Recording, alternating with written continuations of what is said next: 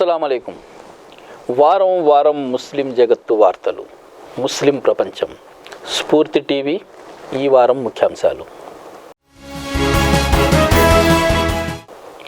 Gaza ప్రజలపై ప్రతాపం చూపిస్తున్న ఇస్రాయిల్, దురాక్రమణకు గుడ్డిగా మద్దతిస్తున్న జో బైడెన్, 700 మంది పిల్లలతో సహా 4,000కు పైగా అమాయక ప్రజలు మృతి.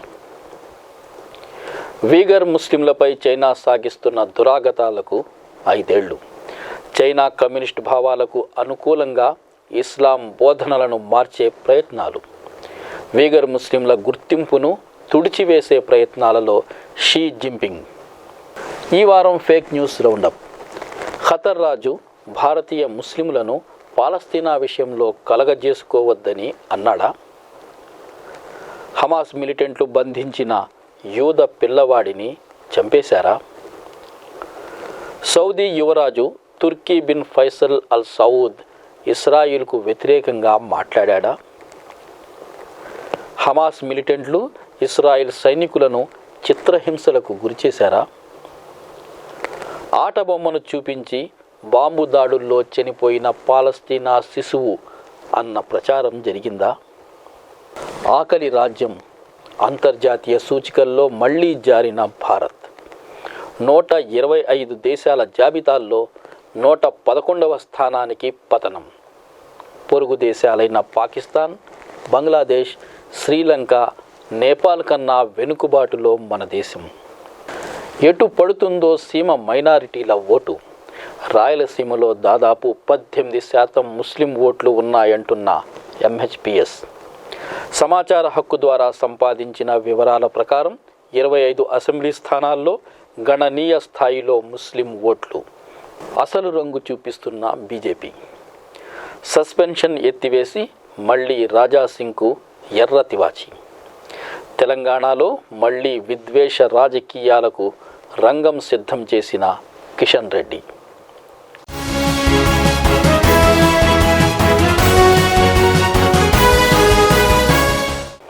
గాజా ప్రజలపై ప్రతాపం చూపిస్తున్న ఇస్రాయిల్.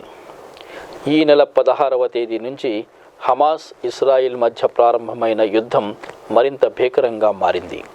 అంతర్జాతీయంగా తీవ్రస్థాయి ఆందోళన వ్యక్తమవుతోంది. పాలస్తీనా ప్రాంతాలపై ఇస్రాయిల్ కొనసాగిస్తూ వస్తున్న దౌర్జన్యాల దశాబ్దాల చరిత్ర అందరికీ తెలిసిందే. ఇస్రాయిల్పై హమాస్ చేసిన మెరుపు దాడితో ఇస్రాయిల్ గూఢచార వ్యవస్థ, ఇస్రాయిల్ రక్షణ వ్యవస్థలు బిత్తరపోయాయి. ఆ తర్వాత నుంచి ఇస్రాయిల్ గాజాపై వరుసగా వైమానిక దాడులు చేస్తుంది. ఈ దాడుల్లో ఇరువైపులా సాధారణ ప్రజలు అనేక మంది మరణించారు. మరీ ముఖ్యంగా గమనించవలసింది, గాజాలో నిత్యావసర వస్తువులు, ఆహారం, మంచినీరు, కరెంటు సరఫరా అన్నింటినీ ఇస్రాయిల్ అడ్డుకోవటం వల్ల తీవ్రమైన మానవీయ సంక్షోభం నెలకొంది. అక్టోబర్ 16వ తేదీన గాజాపై ఇస్రాయిల్ వైమానిక దాడులు ప్రారంభించింది. అత్యంత భయంకరమైన ఈ దాడుల్లో అనేక మంది సాధారణ పౌరులు ప్రాణాలు కోల్పోయారు. సాధారణ ప్రజలను లక్ష్యంగా చేసుకుని ఇస్రాయిల్ చేసిన దాడుల్లో అమాయక ప్రజలు, పిల్లలు, మహిళలు చనిపోవడాన్ని ప్రపంచం నిరసించింది. ఆ వెంటనే ఇరాన్ నుంచి హెచ్చరిక వచ్చింది. గాజా జనావాసాలపై ఇస్రాయిల్ దాడులను తక్షణం ఆపేయాలని ఇరాన్ చేసిన హెచ్చరిక ఈ ప్రాంతంలో యుద్ధం మరింత విస్తరించే ప్రమాదాన్ని సూచిస్తోంది. మరోవైపు ఇస్రాయిల్ భారీ స్థాయిలో ట్యాంకులను గాజా వద్ద మోహరించింది. ఏ క్షణాన్నైనా ఇస్రాయిల్ సైన్యం గాజాలో ప్రవేశించవచ్చని పలువురు భావిస్తున్నారు.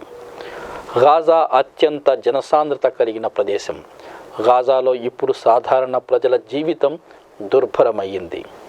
మరోవైపు హమాస్ రాకెట్ దాడులు కొనసాగిస్తూనే ఉంది.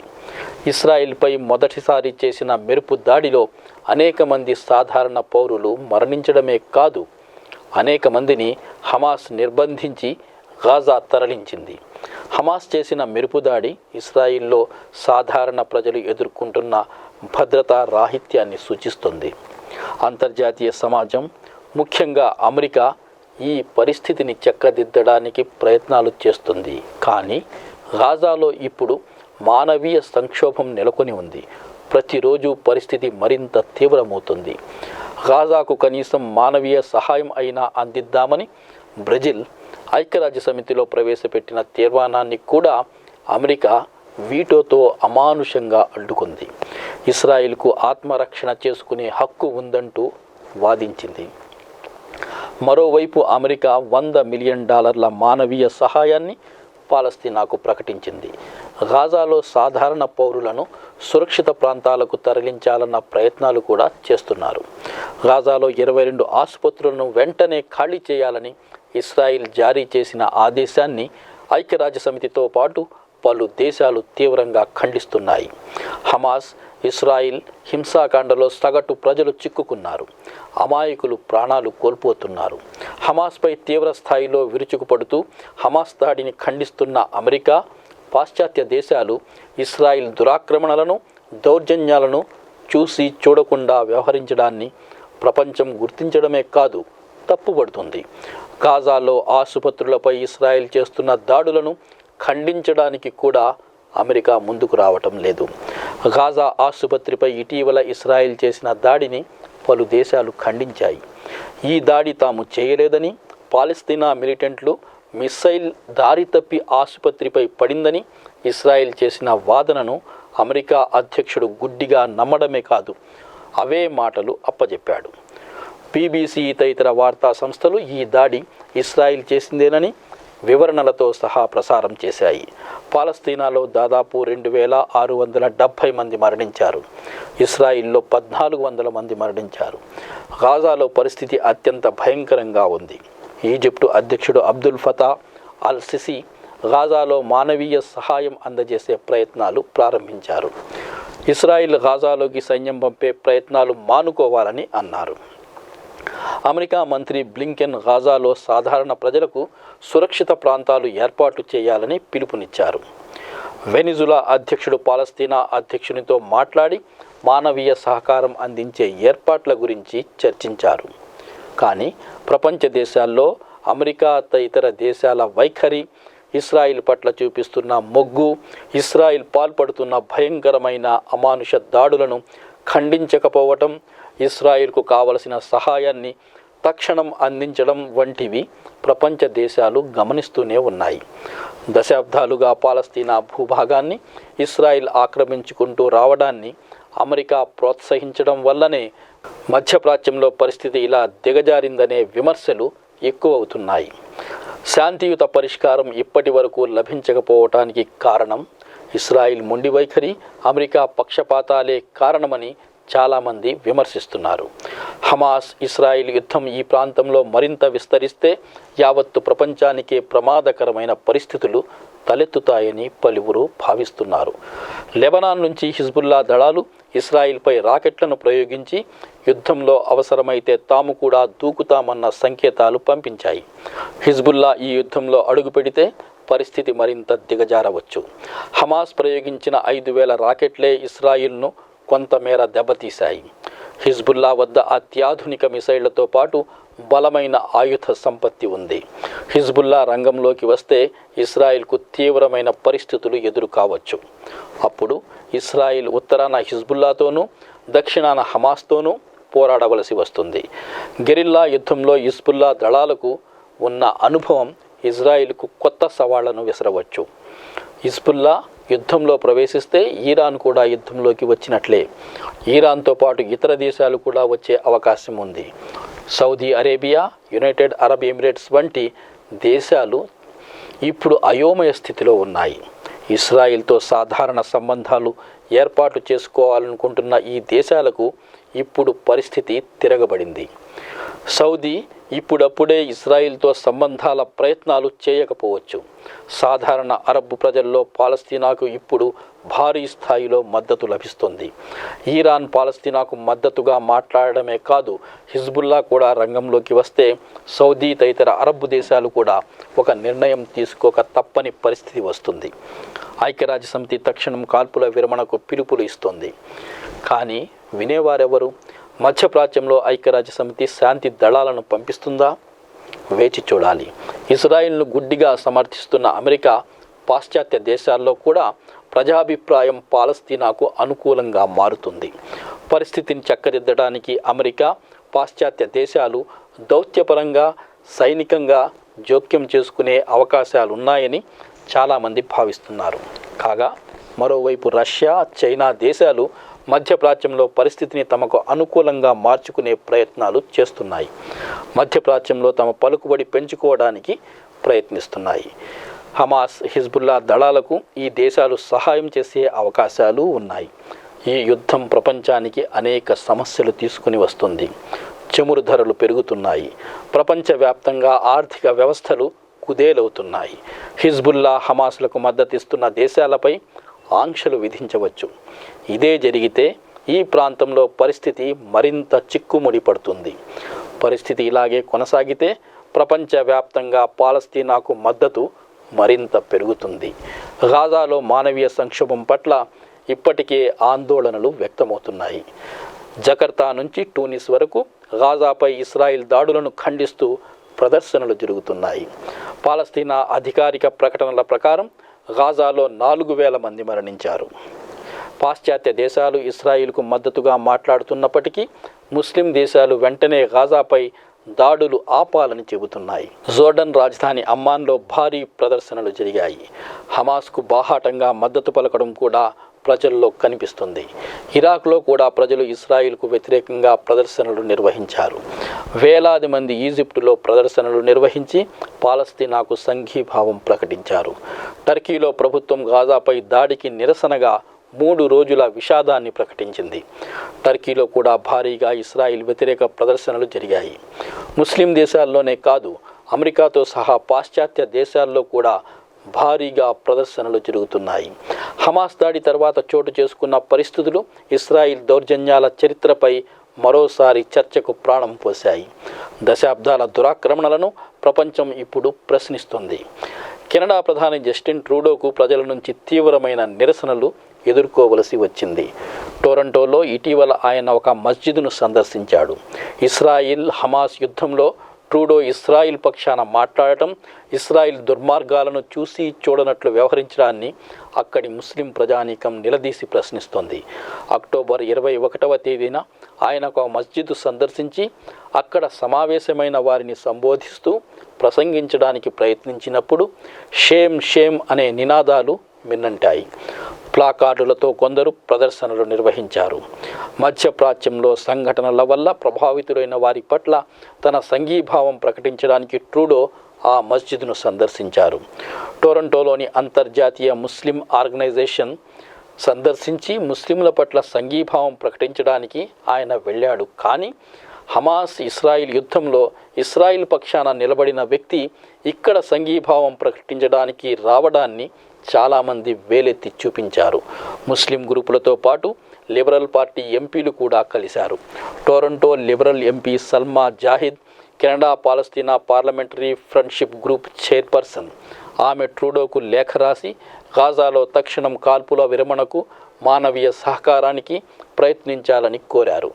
ఆ లేఖపై 33 మంది ఎంపీలు సంతకాలు చేశారు. ట్రూడోకు ఎదురైన సంఘటన సోషల్ మీడియాలో వైరల్ అయ్యింది. ఇస్రాయిల్కు గుడ్డిగా మద్దతిస్తున్న పాశ్చాత్య దేశాల పాలకుల పట్ల ముస్లింలలో తీవ్ర వ్యతిరేకతను ఈ సంఘటనలు చాటి చెబుతున్నాయి. నవాజ్ షరీఫ్కు స్వేచ్ఛ, ఇమ్రాన్ ఖాన్కు జైలు. పాకిస్తాన్లో రాజకీయాలు తీవ్ర కుదుపులకు గురవుతున్నాయి. 3 సార్లు ప్రధానిగా పనిచేసిన నవాజ్ షరీఫ్, విదేశాల్లో తలదాచుకున్న నవాజ్ షరీఫ్ ఇప్పుడు మళ్ళీ పాకిస్తాన్కు తిరిగి వస్తున్నాడు. అవినీతి ఆరోపణలతో పాకిస్తాన్ మాజీ ప్రధాని ఇమ్రాన్ ఖాన్ జైలు పాలైన తర్వాత నవాజ్ షరీఫ్ మళ్ళీ పాకిస్తాన్లోకి అడుగు పెడుతున్నారు. లండన్లో ఉంటున్న నవాజ్ షరీఫ్ అక్టోబర్ 21వ తేదీన ఇస్లామాబాద్ చేరుకున్నారు. లాహోర్లో ఆయనకు స్వాగతం పలుకుతూ భారీ ర్యాలీ జరిగింది. ఆయన తిరిగి వస్తే అరెస్టు చేయరాదని ఇంతకుముందు కోర్టు ఉత్తర్వులు జారీ చేసింది. పాకిస్తాన్ రాజకీయాల్లో పెను మార్పులకు ఇది సూచన కావచ్చు. అవినీతి మరక అంటని నేతగా ఇంతకు ముందు పేరు పడిన ఇమ్రాన్ ఖాన్ ఇప్పుడు కోర్టు కేసుల్లో చిక్కుకుపోయారు. ఆగస్టు 6వ తేదీన ఒక స్థానిక కోర్టు ఆయనకు 3 ఏళ్ల జైలు శిక్ష విధించింది. అవినీతి కేసుల్లో ఈ శిక్ష వేశారు. ఆ వెంటనే ఆయన్ను అరెస్టు చేశారు. దౌత్యపరంగా లభించిన కానుకలను ఆయన చవకగా కొనుక్కుని లాభాలకు అమ్ముకున్నారని ఆరోపణ. ఆయన భద్రత పట్ల ఆయన పార్టీ తీవ్ర ఆందోళన వ్యక్తం చేసింది. ఇప్పటికే విఫల రాజ్యంగా మనుగడ సాగిస్తున్న పాకిస్తాన్ ఇప్పుడు మరింత దిగజారిపోయిందనడానికి ఇదొక నిదర్శనం. ఇండోనేషియాను 2024 ఎన్నికలకు ముందు కుదిపేస్తున్న కుంభకోణాలు. ఇండోనేషియాలో రాబోయే 2024 సార్వత్రిక ఎన్నికలపై నీలి నీడలు కమ్ముకుంటున్నాయి. రాజకీయ నాయకులు, ఉన్నత స్థాయి అధికారుల అవినీతి కథలు ముందుకు వస్తున్నాయి. తాజాగా ఈ జాబితాలోకి మాజీ వ్యవసాయ మంత్రి సహ్రుల్ యాసిన్ లింపో కుంభకోణం చేరింది. లింపోను దక్షిణ జకర్తా అపార్ట్మెంట్లో Indonesia corruption eradication commission arrest చేసింది. కేసు విచారణలో ఉంది. లింపో అరెస్టు తర్వాత అవినీతిపై చర్చ మరింత పెరిగింది. ఆయన విదేశాలలో వైద్య చికిత్స కోసం వెళ్ళి చాలా రోజులు కనిపించకుండా మాయమైపోయాడు. చివరకు అక్టోబర్ 1వ తేదీన ఆయన ఇండోనేషియా తిరిగి వచ్చాడు. అది కూడా నాస్టామ్ పార్టీ చైర్మన్ సూర్యా పలోహ్ చేసిన విజ్ఞప్తి వల్ల ఆయన జకర్తా తిరిగి వచ్చాడు. రైల్ రోడ్ నిర్మాణానికి సంబంధించి లంచం కేసులో లింపోతో పాటు రవాణా మంత్రి బుడి కార్యా సుమది సాక్షిగా విచారణలో ఉన్నారు. క్రీడలు, యువజన శాఖ మంత్రి డిటో అరియో టెడ్జో కూడా లంచాలు తీసుకున్నట్లు ఆరోపణలు వెల్లువెత్తుతున్నాయి. కమ్యూనికేషన్, ఇన్ఫర్మేషన్ టెక్నాలజీ మాజీ మంత్రి జానీ జీ ప్లేట్ కూడా మారుమూల ప్రాంతాల్లో మొబైల్ ఫోన్ టవర్ నిర్మాణానికి సంబంధించిన అవినీతి ఆరోపణలను ఎదుర్కొంటున్నాడు. అధ్యక్షుడు జోకో విడోడో వైఖరిని గడ్జా మదా విశ్వవిద్యాలయం పరిశోధకుడు జైనుర్ రహమాన్ తీవ్రంగా విమర్శించాడు. రాజకీయ కారణాలతో మంత్రులను నియమిస్తున్నారని, సామర్థ్యాన్ని పరిగణనలోకి తీసుకోవటం లేదని అన్నారు. ఫిబ్రవరి 2024లో ఇండోనేషియా సార్వత్రిక ఎన్నికలకు సిద్ధమవుతున్న తరుణంలో ఈ కుంభకోణాలు బయటపడుతున్నాయి. వీగర్ ముస్లింలపై చైనా సాగిస్తున్న దురాగతాలకు 5 ఏళ్లు. గత 5 ఏళ్లుగా చైనా తన సరిహద్దుల్లో ఇస్లాం మతాన్ని మార్చివేసే ప్రయత్నాలను ముమ్మరం చేసింది. ముస్లిం సమాజాల్లో సోషలిస్ట్ సిద్ధాంతాలను బలవంతంగా రుద్దడానికి మత స్వేచ్ఛను పరిమితం చేసింది. 2019లో ఈ ప్రయత్నాలు ప్రారంభమయ్యాయి. ఇస్లాంను చైనీస్ సోషలిజానికి అనుకూలంగా చైనాలో ఇస్లాంను మార్చేసే ప్రయత్నాలివి. జిన్పింగ్ 2015లోనే 19వ జాతీయ పార్టీ కాంగ్రెస్లో ఈ ప్రణాళిక గురించి చెప్పాడు. చైనాలో హుయ్, వీగర్, కజక్ వంటి విభిన్న జాతుల ముస్లింలున్నారు. దాదాపు 2.5 కోట్ల మంది ముస్లింలు నివసిస్తున్నారు. ఇస్లాం 7వ శతాబ్దంలో చైనాలో ప్రవేశించింది. మింగ్ రాజవంశం సమయంలో ముస్లింలు హాన్ సంస్కృతితో కలిసిపోయారు. హాన్ సంస్కృతిలో కలగలిసిపోయి హుయ్ ముస్లింలుగా పిలువబడుతున్నారు. కానీ జిన్జియాంగ్లోని వీగర్ ముస్లింలు తమ ప్రత్యేక సంస్కృతి గుర్తింపులను కొనసాగిస్తున్నారు. 2017 నుండి వీగర్ ముస్లింలపై దౌర్జన్యాలు కొనసాగుతున్నాయి. బలవంతపు స్టెరిలైజేషన్లు, నిర్బంధాలు, తీవ్రమైన మానవ హక్కుల ఉల్లంఘనలను ఎదుర్కొంటున్నారు. బీజింగ్ విధానాలను యావత్తు ప్రపంచం విమర్శిస్తుంది. ముఖ్యంగా పాశ్చాత్య ప్రజాస్వామ్య దేశాలు, అమెరికా, కెనడా తదితర దేశాలు జిన్జియాంగ్లో చైనా చర్యలను జెనోసైడ్ అంటే జాతి హననంగా పేర్కొన్నాయి. ఆంక్షలు కూడా విధించాయి. అయినప్పటికీ చైనా కమ్యూనిస్ట్ పార్టీ జాతీయ భద్రత సాకుతో ఇస్లాంపై దాడులను కొనసాగిస్తుంది. చైనీస్ ఇస్లామిక్ అసోసియేషన్ ముస్లిం ప్రపంచంలో చైనా ప్రతిష్టను పెంచడానికి, అంతర్జాతీయ విమర్శలను తిప్పికొట్టడానికి పనిచేస్తుంది. జిన్పింగ్ తన అధికారాన్ని సుస్థిరం చేసుకోవడానికి ఇస్లాంపై దాడులు చేస్తున్నారు. ఈ విధానాలతో మతపరమైన స్వేచ్ఛను అణచివేయడం మాత్రమే కాదు, చైనా సమాజంలో ఇప్పటికే కలగలిసిపోయిన ముస్లిం వర్గాలలో వైరుధ్యాలను సృష్టించి అధికారంపై పట్టును పెంచుకునే ప్రయత్నాలు చేస్తున్నారు. ఈ వారం ఫేక్ న్యూస్ రౌండప్. ఖతర్ రాజు భారతీయ ముస్లింలను పాలస్తీనా విషయంలో కలుగజేసుకోవద్దని అన్నాడా? హమాస్ మిలిటెంట్లు బంధించిన యూద పిల్లవాడిని చంపేశారా? సౌదీ యువరాజు తుర్కీ బిన్ ఫైసల్ అల్ సౌద్ ఇస్రాయిల్కు వ్యతిరేకంగా మాట్లాడా? హమాస్ మిలిటెంట్లు ఇస్రాయిల్ సైనికులను చిత్రహింసలకు గురిచేశారా? నిజాలేమిటో చూద్దాం. అలాగే ఆటబొమ్మను చూపించి బాంబు దాడుల్లో చనిపోయిన పాలస్తీనా శిశువు అన్న ప్రచారం జరిగిందా లేదా ఇది కూడా చూద్దాం. ఈ వారం కూడా ఎప్పటి మాదిరిగానే ఫేక్ వీరులు విజృంభించారు. ఖతర్ రాజు ప్రసంగాన్ని భారతీయ ముస్లింలకు వ్యతిరేకంగా వక్రీకరించే ప్రయత్నాలు చేశారు. ఖతర్ పాలకుడు Sheikh Tamim bin Hamad Al సానీకి సంబంధించిన వీడియో సోషల్ మీడియాలో చక్కర్లు కొడుతుంది. ఈ వీడియో నిజానికి 2017 నాటిది, కానీ నేటి వీడియోగా ప్రచారంలో పెట్టారు. ఇస్రాయిల్ పాలస్తీనా ఘర్షణలో భారత ముస్లింల ప్రమేయంపై ఆయన మాట్లాడినట్లు ఈ వీడియోను వక్రీకరించారు. ఈ వీడియో వాస్తవానికి మే 2017లో దోహా ఫోరంలో పాలస్తీనియన్ల అణచివేత గురించి ఆయన చేసిన ప్రసంగం. అక్టోబర్ 7న ప్రారంభమైన ఇజ్రాయిల్ హమాస్ యుద్ధంలో అధికారిక కథనాల ప్రకారం 4,000 మందికి పైగా మరణించారు. ఇస్రాయిల్ బాంబు దాడుల కారణంగా గాజాలోని 23 లక్షల మంది మానవతా సంక్షోభాన్ని ఎదుర్కొంటున్నారు. కేవలం 7 సెకండ్లు మాత్రమే ఉన్న ఈ వీడియో క్లిప్లో ఖతర్ పాలకుడు చెప్పిన మాటలు ఏమిటంటే, భారత ముస్లింలు అరబ్ సమస్యలలో జోక్యం చేసుకోవడం మానేయాలి అన్న మాటలున్నాయి. ఈ తప్పుదారి పట్టించే వీడియో ఫేస్బుక్లో కూడా షేర్ అయ్యింది. బూమ్ నిజ నిర్ధారణ ఈ ఫేక్ వీడియో వాస్తవాన్ని బట్టబయలు చేసింది. వీడియో 2017 నాటిదని స్పష్టం చేసింది. ఇందులో భారతీయ ముస్లింలు లేదా ఇస్రాయిల్ హమాస్ ఘర్షణల ప్రస్తావనే లేదు. ఇప్పటిది కూడా కాదు. దేశంలో మతపరమైన ఉద్రిక్తతలను రేకెత్తించడానికి తప్పుడు సమాచారాన్ని ఎలా ఉపయోగిస్తున్నారో దీన్ని బట్టి అర్థం చేసుకోవచ్చు. మరో ఫేక్ వార్తను చూద్దాం. గాజాలో హమాస్ నిర్బంధించిన యూద పిల్లవాడిని చంపేశారన్న ఒక వార్త ప్రచారంలోకి వచ్చింది. అక్టోబర్ 2023లో సోషల్ మీడియాలో వైరల్ అయ్యింది. హమాస్ మిలిటెంట్లు బంధించిన ఒక యూద పిల్లవాడిని చంపేసిన వార్త అబద్ధం. ఈ వార్తకు చాలా ప్రచారం ఇచ్చారు. ఈ వీడియో వాస్తవానికి సెప్టెంబర్ 8, 2023న టిక్టాక్లో వచ్చిన వీడియో. ఇజ్జుద్దీన్ మసల్మా అనే అతను పోస్ట్ చేశాడు. ఈ వీడియోను గాజాలో షూట్ చేయలేదు, వెస్ట్ బ్యాంక్లోని హెబ్రాన్ నగరంలో చిత్రీకరించారని అతను వివరణ కూడా ఇచ్చాడు.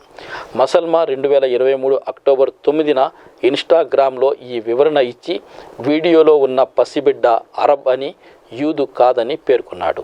ఈ వీడియో 1 నెల క్రితం హెబ్రాన్లో తీసిన వీడియో. ఇస్రాయిల్ హమాస్ యుద్ధంతో దీనికి సంబంధమే లేదు. హమాస్ దాడి చేసింది అక్టోబర్లో.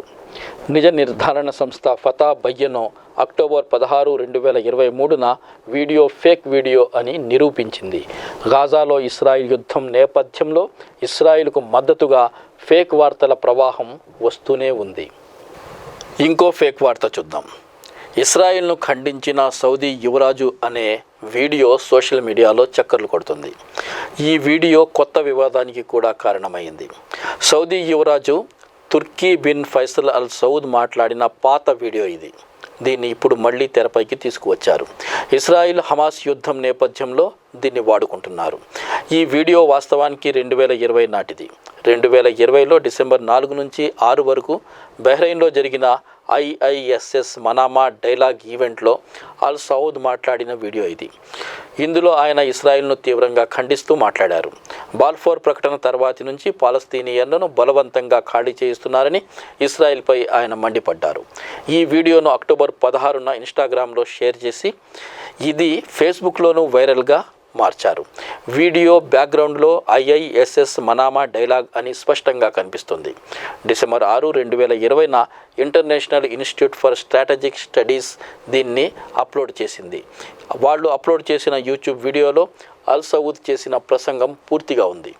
ఇప్పుడు ఇస్రాయిల్ హమాస్ యుద్ధంలో అనేక మంది అమాయకులు ప్రాణాలు కోల్పోయిన సందర్భంలో సౌదీ యువరాజు ఇలా మాట్లాడారన్నట్లు చూపించడం ద్వారా వివాదాన్ని మరింత జటిలం చేయడానికి, మరింత విస్తరించేలా చేయడానికి ప్రయత్నించారు. సౌదీ రాజవంశంలో సీనియర్లు ఇస్రాయిల్పై తిరగబడుతున్నారా అని మీడియాలో ప్రశ్నలు వచ్చాయి. ఇస్రాయిల్ ప్రచార యుద్ధాన్ని ఎలా వాడుకుంటుందో చెప్పే మరో ఉదాహరణ ఇది. మరో ఫేక్ వార్త చూద్దాం. ఐసిస్కు చెందిన పాత వీడియో హమాస్ ఇస్రాయిల్ యుద్ధానికి సంబంధించిందిగా ప్రచారంలో పెట్టారు. ఇస్లామిక్ స్టేట్ ఉగ్రవాదులు 2 టర్కీ సైనికులను సజీవ దహనం చేస్తున్నట్లు ఆ వీడియోలో చెప్పబడుతుంది. ఈ వీడియో 2016 నాటిది. ఇస్రాయిల్ హమాస్ యుద్ధానికి సంబంధించిన వీడియోగా దీన్ని ప్రచారంలో పెట్టారు.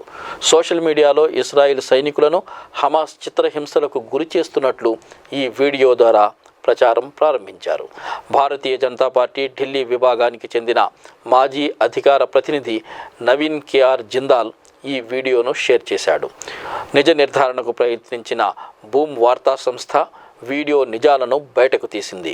రివర్స్ ఇమేజ్ సెర్చ్లో వీడియో వాస్తవానికి 2016 నాటిదని స్పష్టం చేసింది. ఈ వీడియో ఐసిస్కు సంబంధించిన వీడియోగా కూడా స్పష్టం చేసింది. డిసెంబర్ 23, 2016 నాటి BBC, రాయిటర్స్ నివేదికల్లోనూ ఇది ఉంది.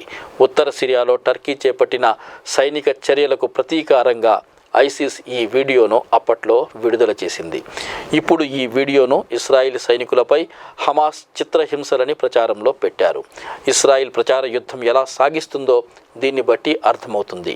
ఇక్కడి ఫేక్ వీరులు ఈ ఫేక్ వార్తలను ఇస్రాయిల్ కన్నా ఉత్సాహంగా ప్రచారంలో పెడుతున్నారు. మరో ఫేక్ వార్త చూద్దాం. 4 ఏళ్ల పాలస్తీనా చిన్నారి విషాద మరణం గురించిన వార్త ఇది. ఇస్రాయిల్ హమాస్ యుద్ధం నేపథ్యంలో ఇస్రాయిల్ ప్రభుత్వం అక్టోబర్ 14, 2023న వివాదాస్పద ప్రకటన చేసింది. ఆన్లైన్లో ప్రసారం అవుతున్న వీడియోలో చూపిస్తున్నట్లు బాంబు దాడుల్లో చనిపోయింది పాలస్తీనా బిడ్డ కాదు, బొమ్మను చూపించారని చెప్పింది. ఇస్రాయిల్ అధికారిక సోషల్ మీడియా హ్యాండిల్స్ ఈ ప్రచారం చేశాయి. ఫ్రాన్స్, ఆస్ట్రియాల్లోని ఇస్రాయిల్ రాయబార కార్యాలయాలు దీనికి మరింత ప్రచారం కల్పించాయి. హమాస్ అబద్ధాలు అంటూ ప్రచారం చేశారు. ఆల్ట్ న్యూస్ ఈ తప్పుడు కథనాన్ని ఖండించింది. AFP photo journalist Mohammed Abed తీసిన ఫోటోగా ఇది గెట్టి ఇమేజెస్లో ఉంది. ఒక పాలస్తీనియన్ వ్యక్తి గుడ్డల్లో చుట్టబడిన చిన్నారిని తీసుకెళ్తున్న చిత్రం ఇది. అక్టోబర్ 12, 2023న గాజా సిటీలో తీసిన చిత్రం అని క్యాప్షన్ ధృవీకరిస్తుంది. మోమిన్ అల్ హలాబీ అనే పాలస్తీనియన్ ఫోటోగ్రాఫర్ కూడా ఇస్రాయిల్ వాదనను ఖండించారు. అక్టోబర్ 12న గాజా నగరానికి తూర్పున ఉన్న అల్ జైటౌన్ పరిసరాల్లో ఓల్డ్ ఉమర్ బిలాల్ అల్ బన్నా అనే 4 ఏళ్ల పసివాడు చంపబడ్డాడు. ఇస్రాయిల్ వైమానిక దాడుల్లో అదే రోజున మొత్తం 51 మంది మరణించారు, 281 మంది గాయపడ్డారు. ఇస్రాయిల్ తప్పుడు ప్రచారాలు ఏ స్థాయిలో జరుగుతున్నాయో నిరూపించే మరో ఉదాహరణ ఇది. వారం వారం ముస్లిం జగత్తు వార్తలు. ముస్లిం ప్రపంచంలో ఇప్పుడు ఒక చిన్న విరామం.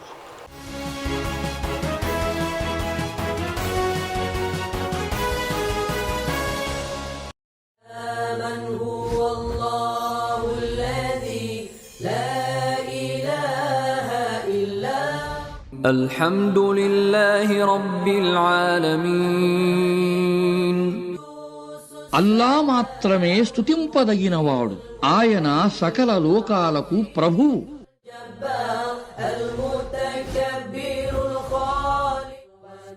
ఖుర్ఆన్ ఆయతుల భావాన్ని తెలుగులో చదువుతూ ఆలకించండి.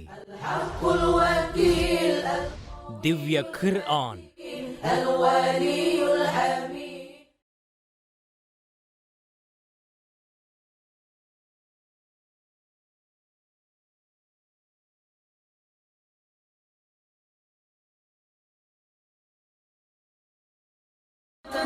ఇస్లాంపై స్వచ్ఛంగా అమలు చేసిన వారు ఈ సహాబాలు.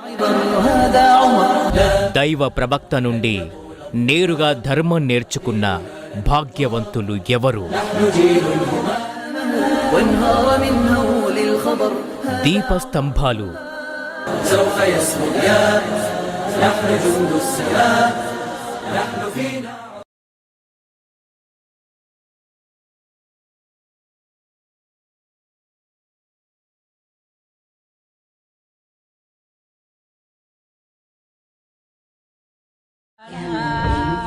ఇస్లాం హింసను బోధిస్తుందా? ఒక మనిషిని హత్య చేయడం సమస్త మానవాళిని హత్య చేయడంతో సమానమని ఖురాన్ చెప్పింది. అన్ని రంగాల్లో ఇస్లాం ఒక మహా విప్లవాన్ని తీసుకువచ్చింది.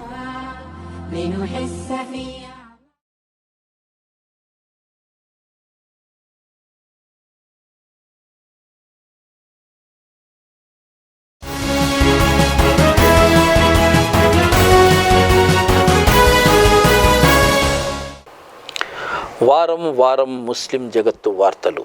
ముస్లిం ప్రపంచానికి మళ్ళీ స్వాగతం. ముఖ్యాంశాలు మరోసారి. గాజా ప్రజలపై ప్రతాపం చూపిస్తున్న ఇస్రాయిల్, దురాక్రమణకు గుడ్డిగా మద్దతిస్తున్న జో బైడెన్, 700 మంది పిల్లలతో సహా 4,000కు పైగా అమాయక ప్రజలు మృతి.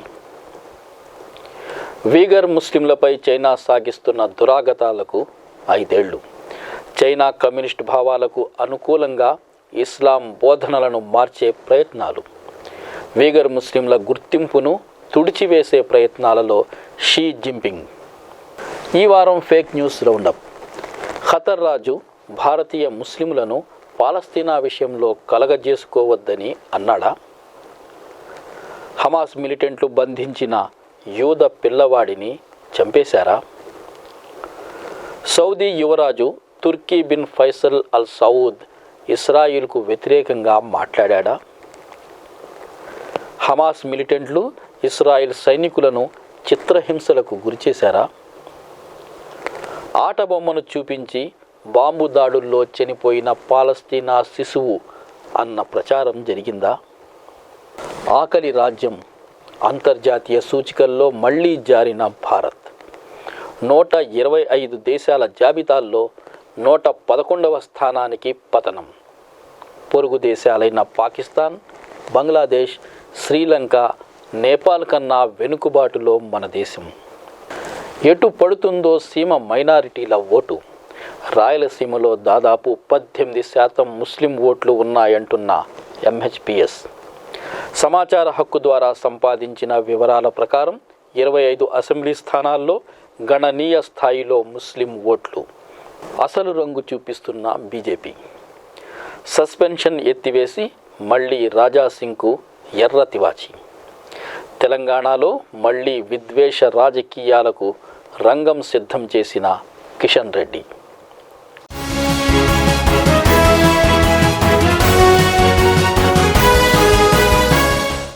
గాజా యుద్ధం నేపథ్యంలో భారత ఫేకు వీరుల వీరవిహారం. గాజాలో కొనసాగుతున్న యుద్ధంలో తప్పుడు సమాచారం విస్తృతంగా ప్రచారమవుతుంది. ఈ తప్పుడు సమాచారాల్లో చాలా వాటికి భారతదేశం కేంద్రంగా ఉండటం విచిత్రం. అక్టోబర్ 16, 2023న అల్ జజీరాలో మార్క్ ఓవెన్ జోన్స్ ప్రచురించిన నివేదిక ఈ వాస్తవాన్ని బట్టబయలు చేసింది. అక్టోబర్ 7న దక్షిణ ఇస్రాయిల్పై హమాస్ దాడి జరిగినప్పటి నుంచి భారతదేశంలోని మతతత్వ శక్తుల ఖాతాలు పాలస్తీనా వ్యతిరేక కథనాలను చురుకుగా ప్రచారంలో పెడుతున్నాయి. హమాస్ ఒక యూద శిశువును కిడ్నాప్ చేసిందని, ఒక యువకుడి శిరచ్ఛేదం చేసిందని తప్పుడు కథనాలను ప్రచారం చేయడం జరిగింది. నిజ నిర్ధారణ చేసే భూమి ప్రకారం పాలస్తీనాకు వ్యతిరేకంగా, ఇస్రాయిల్కు మద్దతుగా ఈ తప్పుడు ప్రచారం జరుగుతుంది. ఉదాహరణకు ఒక పలస్తీనియన్ మిలిటెంట్లు అమ్మాయిలను సెక్స్ బానిసలుగా మార్చాడని వీడియో 60 లక్షల ఇంప్రెషన్స్ పొందింది. ఈ వీడియోను షేర్ చేస్తున్న చాలా ఖాతాలు భారతదేశంలోనే ఉన్నాయి. ఇది ఫేక్ వీడియో. హమాస్ ఒక యూద శిశువును కిడ్నాప్ చేసినట్లు చెప్పే మరొక ఫేక్ వీడియో 30 లక్షల ఇంప్రెషన్స్ పొందింది. అత్యధికంగా షేర్ చేయబడిన టాప్ 10 ట్వీట్లలో 7 భారతదేశంలోని ప్రొఫైల్స్ నుంచి వచ్చాయి. భారతదేశంలో ఇస్లామోఫోబియా పెరగడం, ముఖ్యంగా ప్రధానమంత్రి నరేంద్ర మోడీ, అతని భారతీయ జనతా పార్టీ నాయకత్వంలో పెరుగుతున్న ఇస్లామోఫోబియా ఈ తప్పుడు ప్రచారం వెనుక ఉందని చాలామంది విశ్లేషిస్తున్నారు. స్వాతి చతుర్వేది రాసిన ఐయామ్ ఏ ట్రోల్ పుస్తకంలో వెల్లడించిన విధంగా బీజేపీ ఐటీ సెల్ ఆన్లైన్ ద్వేషానికి ముఖ్యమైన వేదికగా మారింది. హమాస్ దాడి తర్వాత తప్పుడు సమాచారం వెల్లువెత్తినందుకు ఇటీవల సోషల్ మీడియా ప్లాట్ఫామ్ ఎక్స్ని కొనుగోలు చేసిన ఎలాన్ మస్క్కి యూరోపియన్ యూనియన్ హెచ్చరిక కూడా పంపింది. కంటెంట్ నియంత్రణ పట్ల బిగ్ టెక్ ఉదాసీనతతో పరిస్థితి మరింత తీవ్రమైంది. గాజా యుద్ధం నేపథ్యంలో పాలస్తీనియన్లను, ఆ సాకుతో ముస్లింలను లక్ష్యంగా చేసుకుని అనేక ఖాతాలు విద్వేష ప్రచారం చేస్తున్నాయి. మోడీ విమర్శకుల గొంతు నొక్కే అప్రజాస్వామిక విధానాలు. సోషల్ మీడియా ప్లాట్ఫామ్ ఎక్స్లో అమెరికా నుంచి పనిచేసే మానవ హక్కుల సంస్థలు Indian American Muslim council, Hindus for human rights ఖాతాలను స్తంభించేలా చేయడానికి భారత ప్రభుత్వం చర్యలు తీసుకుంది. ఈ చర్యలపై ప్రపంచవ్యాప్తంగా నిరసనలు వ్యక్తమవుతున్నాయి. ప్లాట్ఫామ్ ఎక్స్ను గతంలో ట్విట్టర్ అని పిలిచేవారు. భారత సమాచార సాంకేతిక చట్టం 2000 ఉల్లంఘనలను పేర్కొంటూ భారత ప్రభుత్వం నుంచి వచ్చిన చట్టపరమైన తొలగింపు డిమాండ్కి ప్రతిస్పందనగా ప్లాట్ఫామ్ ఎక్స్ ఈ చర్యలు తీసుకుంది. ప్రత్యేకంగా చట్టంలోని సెక్షన్ 69ని అమలులోకి తెచ్చింది. ఇది కాంటెంట్ని నియంత్రించే అధికారం ప్రభుత్వానికి ఇస్తుంది. కంటెంట్ జాతీయ భద్రత, సార్వభౌమాధికారం లేదా పబ్లిక్ ఆర్డర్కు ముప్పుగా భావించినట్లయితే దాన్ని నిరోధించే అధికారం ప్రభుత్వానికి ఉంటుంది. అమెరికా నుంచి పనిచేసే ఈ రెండు సంస్థలు Indian American Muslim council, Hindus for human rights స్వచ్ఛంద సంస్థలు. భారతదేశంలోని మైనారిటీల హక్కులు, కుల అసమానతలకు సంబంధించిన సమస్యలపై పనిచేసే సంస్థలు. ఈ చర్యను Indian American Muslim Council executive director Rasheed Ahmed విమర్శించారు. తమ సోషల్ మీడియా ఖాతా భారతీయ అమెరికన్ ముస్లింలకు మానవ హక్కుల స్థితిగతులపై గొంతు విప్పే ఒక ముఖ్యమైన వేదిక అన్నారు. భారతదేశంలోనూ అమెరికాలోనూ భావ వ్యక్తీకరణను, ప్రజాస్వామ్యాన్ని అణిచివేసేందుకు platform X executive Elon Musk ప్రయత్నిస్తున్నారని, నరేంద్ర మోడీకి సహకరిస్తున్నారని అహ్మద్ ఆరోపించారు. హిందూస్ ఫర్ హ్యూమన్ రైట్స్ సంస్థ కూడా ఇలాంటి అభిప్రాయాన్నే వ్యక్తం చేసింది. భారతదేశంలోనూ విదేశాల్లోనూ అసమ్మతి స్వరాలకు వ్యతిరేకంగా మోడీ పాలనలో కొనసాగుతున్న అణచివేతలో ఇది కూడా ఒక భాగమని పేర్కొంది. Hindus for human rights executive director Sunita విశ్వనాథ్ను కలిసినందుకు కాంగ్రెస్ అధినేత రాహుల్ గాంధీపై కేంద్ర మంత్రి స్మృతి ఇరానీ దాడి చేసిన నేపథ్యంలో ఈ ఘటన చోటు చేసుకుంది. హంగేరియన్ అమెరికన్ పెట్టుబడిదారుడు జార్జ్ సోరోస్ నిధులు సమకూర్చిన వారిలో విశ్వనాథ్ కూడా ఉన్నారని ఇరానీ ఆరోపించారు. భారత ప్రభుత్వాన్ని అస్థిరపరిచేందుకు ప్రయత్నిస్తున్నారని అధికార భారతీయ జనతా పార్టీ చాలా కాలంగా ఆరోపిస్తుంది. భారత ప్రభుత్వం తీసుకుంటున్న చర్యలు అప్రజాస్వామికమైనవన్న ఆరోపణలు ఇప్పుడు మరింత బలంగా వినిపిస్తున్నాయి. ఆకలి రాజ్యం అంతర్జాతీయ సూచికల్లో మళ్లీ జారిన భారత్. 2023 గ్లోబల్ హంగర్ ఇండెక్స్లో భారతదేశం 125 దేశాలలో 111వ స్థానానికి పడిపోయింది. ఇండెక్స్లో దేశం 28.7 స్కోర్ మాత్రమే చేసింది. పొరుగు దేశాలతో పోలిస్తే పాకిస్తాన్, బంగ్లాదేశ్, నేపాల్, శ్రీలంక వరుసగా 102వ స్థానం, 81వ స్థానం, 69వ స్థానం మరియు 60వ ర్యాంకులను సాధించి మనకన్నా మెరుగ్గా ఉన్నాయి. గత సంవత్సరం భారతదేశం 121 దేశాలలో 107వ స్థానంలో ఉండేది. ఇప్పుడు 111వ స్థానానికి పడిపోయింది. భారతదేశంలోని మహిళా శిశు అభివృద్ధి మంత్రిత్వ శాఖ మామూలుగా ఈ ర్యాంకింగ్లను తప్పుపట్టింది. దేశంలోని నిజమైన స్థితిని ఇవి ప్రతిబింబించడం లేదని విమర్శించింది. ఈ ఇండెక్స్ను తయారు చేసే పద్ధతి సరిగా లేదని చెప్పింది. కానీ ఈ నివేదికను రూపొందించిన సంస్థలు జర్మనీకి చెందిన ఎన్జిఓ వెల్ట్ హంగర్ హిల్ఫ్, ఐర్లాండ్కు చెందిన ఎన్జిఓ కన్సర్న్ వరల్డ్ వైడ్ సంస్థలు ప్రతిష్టాత్మకమైనవి. భారతదేశంలో పిల్లల్లో చైల్డ్ వేస్టింగ్ రేటు 18.7% ఉందని ఈ నివేదిక పేర్కొంది. ఇది ప్రపంచంలో అత్యధికం. ఇది తీవ్రమైన పోషకాహార లోపాన్ని సూచిస్తుంది. పేదరికం ర్యాంకింగ్కు మెథడాలజికల్ లోపాలను ఆపాదిస్తూ ప్రభుత్వం తిరస్కరిస్తూనే వస్తుంది. సమస్యను గుర్తించడానికి ప్రభుత్వం నిరాకరించడం ఆందోళనకరమైన అంశమని పలువురు అంటున్నారు. ప్రపంచవ్యాప్తంగా ఆకలికి వ్యతిరేకంగా కార్యకలాపాల పురోగతి చాలా వరకు స్తబ్దుగా ఉందని ఈ నివేదిక ప్రకటించింది. ప్రపంచ ఆహార కార్యక్రమం అధిపతి ఈ విషయమై మాట్లాడుతూ ప్రపంచం దీర్ఘకాలిక సంక్షోభాలను ఎదుర్కొంటుందని హెచ్చరించారు. ముస్లిం వ్యాపారుల బహిష్కరణకు కర్ణాటక విహెచ్పి పిలుపు. మంగళూరులో ముస్లిం వ్యాపారులను బహిష్కరించాలని విశ్వ హిందూ పరిషత్ చీఫ్ అలోక్ కుమార్ చేసిన ప్రకటన ఇటీవల సంచలనం రేకెత్తించింది. ఈ సంఘటన అక్టోబర్ 10, 2023న జరిగింది. హిందుస్థాన్ టైమ్స్తో సహా అనేక పత్రికల్లో వచ్చింది. కుమార్ ఒక బహిరంగ సభలో మాట్లాడుతూ ఈ వ్యాఖ్యలు చేశాడు. భారతీయ శిక్షా స్మృతిలోని వివిధ సెక్షన్ల కింద అతనిపై కేసు నమోదు చేయబడింది. ఈ కేసులు విచారణకు ఎప్పుడు వస్తాయో, శిక్ష పడుతుందో లేదో ఎవరికీ తెలియదు. ఎందుకంటే ఇలాంటి వ్యాఖ్యలు చేసిన చాలామందికి ఇప్పటి వరకు శిక్షలు పడిన దాఖలాలు తక్కువ. భయంకరమైన విషయం ఏమిటంటే ఈ విద్వేషానికి అర్ధాంగీకారంగా మోడీ ప్రభుత్వం నుంచి మౌనం లభిస్తుంది. కొన్నేళ్లుగా అధికార పార్టీ నేతలు, దాని అనుబంధ సంఘాల సభ్యులు మైనారిటీ వర్గాలను లక్ష్యంగా చేసుకుని విద్వేష ప్రకటనలు చేసిన సందర్భాలు అనేకం ఉన్నాయి. 2014లో బీజేపీ అధికారంలోకి వచ్చినప్పటి నుండి ఇటువంటి సంఘటనలు గణనీయంగా పెరిగాయి. ప్రభుత్వ నిష్క్రియాపరత్వం సమస్యను మరింత పెంచింది.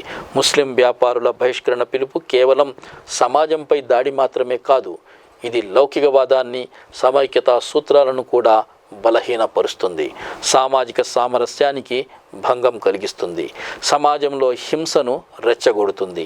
ఆర్థిక మాంద్యం, సామాజిక అశాంతితో సహా అనేక సవాళ్లతో పోరాడుతున్న సమయంలో ఇలాంటి పిలుపులు దేశానికి తీవ్రమైన నష్టాన్ని కలిగిస్తాయి. ఇటువంటి ద్వేషపూరిత ప్రసంగాలను ఖండించడంలో, దోషులపై కఠిన చర్యలు తీసుకోవడంలో మోడీ ప్రభుత్వ నిరాసక్తత బీజేపీ ప్రాధాన్యతలకు స్పష్టమైన ఉదాహరణ. భారతదేశంలో ప్రజాస్వామ్యం, లౌకికవాదం ఎలాంటి పరిస్థితుల్లో ఉన్నాయో దీన్ని బట్టి అర్థం చేసుకోవచ్చు. ఎటు పడుతుందో సీమ మైనారిటీల ఓటు. ఆంధ్రప్రదేశ్ శాసనసభ ఎన్నికలు కొన్ని నెలల్లో జరగవలసి ఉంది. రాయలసీమ జిల్లాల్లో మైనారిటీ ఓట్లు కీలకమైనవి. మొత్తం 8 జిల్లాల్లో 18% వరకు మైనారిటీల ఓట్లున్నాయి. ప్రధాన పార్టీలు రానున్న ఎన్నికల్లో మైనారిటీల ఓట్ల మద్దతు కూడగట్టే ప్రయత్నాలు ఇప్పటి నుంచే మొదలుపెట్టాయి. ఉమ్మడి ఆంధ్రప్రదేశ్ రాష్ట్రంలో ముస్లిం మైనారిటీ ఓటర్లు ఎక్కువగా ఉన్న ప్రాంతంగా రాయలసీమకు గుర్తింపు ఉంది. కానీ రాజకీయ ప్రాతినిధ్యం చాలా తక్కువ. సైఫుల్లా బేగ్, ఫరూక్, గఫూర్, అంజాద్ బాషా, హాఫీజ్ ఖాన్ వంటి కొంతమంది మాత్రమే కనిపిస్తారు. 2016లో మైనారిటీ హక్కుల పరిరక్షణ సమితి ఆర్టీఐ ద్వారా సేకరించిన వివరాల ప్రకారం దాదాపు 16% ముస్లిం ఓటర్లు ఉన్నట్లు తేలింది. 2019 ఎన్నికల నాటికి ఆ సంఖ్య 17% పెరగగా ప్రస్తుతం దాదాపు 18% పెరిగినట్లు అంచనా. కర్నూలు, కడప, రాయచోటి, నంద్యాల, అనంతపురం, హిందూపూర్, కదిరి, పొద్దుటూరు, ఆళ్లగడ్డ, శ్రీశైలం, ఆదోని, మదనపల్లె, పాణ్యం, గుంతకల్లు, పలమనేరు, పొంగనూరు, బనగానపల్లె, రాజంపేట తదితర 25 రాయలసీమ నియోజకవర్గాలలో గణనీయంగా ముస్లిం ఓటర్లు ఉన్నారని తెలుస్తోంది. అత్యల్పంగా రాజంపేటలో 40,000 మంది ఉండగా అత్యధికంగా కర్నూలు నియోజకవర్గంలో 1,23,000 మంది ఉన్నారని ఎంహెచ్పిఎస్ సంపాదించిన ఆర్టీఐ సమాచారం ప్రకారం తెలుస్తుంది. రాష్ట్ర విభజన జరిగిన తర్వాత 2014 ఎన్నికల్లో హిందూ ముస్లిం రాజకీయాలకు పేరు మోసిన ఎంఐఎం రాయలసీమ జిల్లాల్లోని రాయచోటి, నంద్యాల, ఆదోని, గుంతకల్లు, అనంతపురం, హిందూపురం, కదిరి, మదనపల్లె స్థానాల్లో తమ పార్టీ తరఫున అభ్యర్థులను పోటీలో దించింది.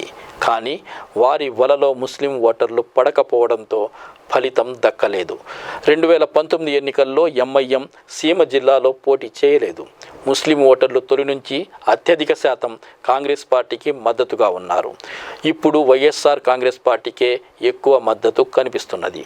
తెలుగుదేశం పార్టీ బీజేపీతో పొత్తులో ఉన్నప్పటికన్నా లేనప్పుడే కొంతమేరకు మద్దతు కనిపించింది. 2018లో బీజేపీతో తెగతెంపులు చేసుకున్న తరువాత 2019 ఎన్నికల ప్రచారంలో ఆ విషయాన్ని తెలుగుదేశం ఓటర్లకు చెప్పుకొని మద్దతు పొందవలసి వచ్చింది. చంద్రబాబు నాయుడు మాటిమాటికి ఎన్డీఏలో చేరుతూ తెగతెంపులు చేసుకుంటూ రావడంతో ముస్లిం ఓటర్లు ఇప్పుడు టీడీపీని నమ్మే స్థితిలో లేరని తెలుస్తుంది. రాయలసీమ జిల్లాల్లోని 52 నియోజకవర్గాల్లో ప్రధాన పార్టీల టికెట్ల కోసం పోటీ పడుతున్న వారిలో ముస్లిం మైనారిటీ అభ్యర్థుల సంఖ్య కూడా ఎక్కువగానే కనిపిస్తుంది. పలు రకాల సమీకరణల నడుమ మరో 2 నెలల్లో ఊపందుకోనున్న అభ్యర్థుల ఎంపిక ప్రక్రియలో ఏ పార్టీ ఎంతమంది మైనారిటీలకు టికెట్లు ఇస్తుందో, మైనారిటీ ఓట్ల కోసం ఏ పార్టీ ఎటువంటి తాయిలాలు ప్రకటిస్తుందో తెలియాలంటే వేచి చూడాల్సిందే. నా రాజకీయ గురువు సత్యాగ్ని అంటున్న అంజద్ బాషా. తనకు రాజకీయ గురువు షేక్ హుసేన్ సత్యాగ్ని అని ఉప ముఖ్యమంత్రి అంజద్ బాషా అన్నారు. ఆదివారం కడపలోని ఐఎంఏ హాల్లో జరిగిన కేతు విశ్వనాథరెడ్డి స్మారక జీవన సాఫల్య పురస్కార సభలో ఉప ముఖ్యమంత్రి ముఖ్య అతిథిగా పాల్గొన్నారు. కవిత, విద్య, సాహిత్య, సాంస్కృతిక సేవా సంస్థ ఆధ్వర్యంలో ఈ జీవిత సాఫల్య పురస్కారాన్ని షేక్ హుసేన్ సత్యాగ్నికి అందజేశారు. యోగి వేమన యూనివర్సిటీ ప్రొఫెసర్ ఈశ్వర్ రెడ్డి అధ్యక్షతన జరిగిన ఈ సభలో ఉప ముఖ్యమంత్రి మాట్లాడుతూ కేతు విశ్వనాథరెడ్డితో తాను ఒక సాహిత్య సభలో వేదిక పంచుకున్నానని, ఆ సభలోనే ఆయన వ్యక్తిత్వం ఎంత గొప్పదో తనకు తెలిసిందన్నారు. షేక్ హుసేన్ సత్యాగ్ని తనకు రాజకీయాల్లో తొలి నుంచి ప్రోత్సాహం ఇచ్చారని, వైఎస్ రాజశేఖర రెడ్డి ముఖ్యమంత్రిగా ఉన్న సమయంలో తనను అనేక సార్లు ఆయన వద్దకు తీసుకెళ్లి ఒక గుర్తింపు తీసుకొచ్చారని అన్నారు. కేతు విశ్వనాథరెడ్డి జీవితం, సాహిత్యం అనే అంశంపై కథా రచయిత పాలగిరి విశ్వప్రసాద్ మాట్లాడుతూ కేతు విశ్వనాథరెడ్డి రచయితగా ఎంత గొప్పవారో, వ్యక్తిగా అంతకన్నా గొప్పవారని అన్నారు. కథా రచయిత వేంపల్లి షరీఫ్ మాట్లాడుతూ సాహిత్యంలో మైనారిటీ, దళిత, స్త్రీ వాదాలు అనేవి ఏర్పడక ముందే ముస్లిం జీవితాల గురించి రాసిన రచయిత సత్యాగ్ని అని అన్నారు. పురస్కార గ్రహీత తన స్పందనను తెలియజేస్తూ తనకు గురుతుల్యులైన కేతు విశ్వనాథరెడ్డి పేరు మీద ఇస్తున్న జీవిత సాఫల్య పురస్కారం ఎంతో సంతోషాన్నిచ్చిందని అన్నారు. కాంగ్రెస్ పార్టీలో అందరూ సీఎం అభ్యర్థులే. ముఖ్యమంత్రి పీఠం కోసం కొట్లాటే తప్ప ప్రజల గోస మాత్రం వారికి పట్టదు. దేశానికి, రాష్ట్రానికి ఆ పార్టీ చేసింది ఏమీ లేదు అని తెలంగాణ హోంమంత్రి మహమూద్ అలీ ధ్వజమెత్తారు. శుక్రవారం బాలసముద్రంలోని బీఆర్ఎస్ కార్యాలయంలో చీఫ్ విప్ దాస్యం వినయ్ భాస్కర్తో కలిసి మంత్రి విలేకరుల సమావేశం నిర్వహించారు. ఈ సందర్భంగా ఆయన మాట్లాడుతూ దేశంలోనే నెంబర్ 1 సీఎం కేసీఆర్ అని, అభివృద్ధిలో తెలంగాణను 9 ఏళ్లలోనే దేశానికి ఆదర్శంగా నిలిపారని పేర్కొన్నారు. సీఎం సీటు కోసం 20 మందికి పైగా పోటీ పడుతుండటం విడ్డూరంగా ఉందన్నారు. గతంలో 5 ఏళ్ల పాలనలో 4 సీఎంలు మారిన చరిత్ర కాంగ్రెస్దని విమర్శించారు. 50 ఏండ్లు పాలించిన కాంగ్రెస్ పార్టీ దేశానికి, రాష్ట్రానికి చేసింది ఏమీ లేదన్నారు. కాంగ్రెస్ పాలనలో క్రాప్ హాలిడేలు, పరిశ్రమలకు పవర్ కట్లు ప్రజలు మర్చిపోలేదన్నారు. తెలంగాణ రాష్ట్రం ఏర్పడిన తర్వాత హైదరాబాద్, దుబాయ్ కంటే ఎక్కువ అభివృద్ధి జరిగిందని మంత్రి పేర్కొన్నారు. ప్రజలు బీఆర్ఎస్ పార్టీకి, సీఎం కేసీఆర్కు అండగా నిలుస్తారని మంత్రి మహమూద్ అలీ పేర్కొన్నారు. కాంగ్రెస్ పార్టీ అగ్రనేతలు అన్నా చెల్లెళ్ళు రాహుల్ గాంధీ, ప్రియాంక గాంధీ ఉమ్మడి వరంగల్ జిల్లాలో పర్యటించిన సందర్భంగా బీఆర్ఎస్ పార్టీ సీఎం కేసీఆర్పై అభాండాలు మోపుతున్నారని ప్రభుత్వ చీఫ్ విప్ దాస్యం వినయ్ భాస్కర్ అన్నారు. మైనారిటీ డిక్లరేషన్తో ఓట్లకు గాలమేస్తున్న కాంగ్రెస్. రాష్ట్రంలోని మైనారిటీల సంక్షేమం, అభివృద్ధి కోసం మైనారిటీ డిక్లరేషన్ రూపొందిస్తున్నట్లు కాంగ్రెస్ నేత షబ్బీర్ అలీ చెప్పారు. మైనారిటీ సంక్షేమం కోసం ఎస్సీ, ఎస్టీ సబ్-ప్లాన్ మాదిరిగా మైనారిటీ సబ్-ప్లాన్ కూడా 5,000 కోట్ల రూపాయల బడ్జెట్తో తయారు చేస్తామని చెప్పారు. గురువారం నాడు హోటల్ గోల్కొండలో ఆయన మైనారిటీ డిక్లరేషన్ కమిటీ చివరి సమావేశాన్ని నిర్వహించారు. అనంతరం ఆయన మాట్లాడుతూ షాదీ ముబారక్కు ఇస్తున్న మొత్తాన్ని పెంచుతామని చెప్పారు. మత వివక్ష అణచడానికి ప్రత్యేక చట్టం తీసుకువస్తామని అన్నారు. మైనారిటీల కోసం ప్రత్యేకంగా మెడికల్, ఇంజనీరింగ్ కాలేజీలు ఏర్పాటు చేస్తామన్నారు. Minority university పెడతామన్నారు. డిక్లరేషన్కు సంబంధించి వివిధ మైనారిటీ సముదాయాల నుంచి 150 సలహాలు వచ్చాయని చెప్పారు. వాటన్నింటినీ పరిశీలించి మైనారిటీ సంక్షేమానికి, అభివృద్ధికి అవసరమైన పథకాలు డిక్లరేషన్లో చేరుస్తామని అన్నారు. అసలు రంగు చూపిస్తున్న బీజేపీ. ముందుగా భావించినట్లుగానే Goshamahal MLA T రాజాసింగ్పై సస్పెన్షన్ను Bharatiya Janata party ఉపసంహరించుకుంది. November 30న జరగనున్న తెలంగాణ అసెంబ్లీ ఎన్నికల కోసం అతనికి మళ్లీ గోషామహల్ సీటును కేటాయించే అవకాశం ఉందని కూడా వార్తలు వస్తున్నాయి. రాజాసింగ్పై 100కి పైగా క్రిమినల్ కేసులు నమోదై ఉన్నాయి. ఇవన్నీ ముఖ్యంగా మతపరమైన నేరాలకు సంబంధించినవి. ప్రవక్త ముహమ్మద్ సల్లల్లాహు అలైహి వసల్లంపై అనుచిత వ్యాఖ్యలు చేసినందుకు గత సంవత్సరం బీజేపీ రాజాసింగ్ను సస్పెండ్ చేయక తప్పలేదు. మరో 2 రోజుల్లో అసెంబ్లీ ఎన్నికల అభ్యర్థుల తొలి జాబితాను విడుదల చేయాలని బీజేపీ తెలంగాణ యూనిట్ కూడా భావిస్తుంది. రాజాసింగ్ను తిరిగి తీసుకోవాలని ఆయన అనుచరులు డిమాండ్ చేయడం, పార్టీ ఒప్పుకోవడం అంతా కేవలం ఫార్మాలిటీ మాత్రమేనని, తప్పకుండా రాజాసింగ్ వాచాలత్వాన్ని బీజేపీ వాడుకోవడానికి మొగ్గు చూపుతుందని విశ్లేషకులు భావిస్తున్నారు. చివరికి అదే జరిగింది. కాషాయ పార్టీలో చేరి గోషామహల్ స్థానం నుంచి పోటీ చేయాలని భావించిన ఎం విక్రమ్ గౌడ్కు చుక్కెదురైనట్లే. గత కాంగ్రెస్ ప్రభుత్వాలలో రాష్ట్ర క్యాబినెట్ మంత్రిగా పనిచేసిన విక్రమ్ తండ్రి ముఖేష్ గౌడ్ 2014 తెలంగాణ అసెంబ్లీ ఎన్నికలలో రాజాసింగ్పై పోటీ చేసి ఓడిపోయారు. తెలంగాణ హైకోర్టు మంజూరు చేసిన బెయిల్పై ప్రస్తుతం రాజాసింగ్ జైలు నుంచి బయట ఉన్నాడు. 2018 తెలంగాణ అసెంబ్లీ ఎన్నికల్లో బీజేపీ నుంచి గెలిచిన ఏకైక ఎమ్మెల్యే రాజాసింగ్. మరిన్ని వార్తలతో వచ్చే వారం మళ్ళీ కలుసుకుందాం. అంతవరకు సెలవు. అల్లా హాఫీజ్. మాస్సలాం.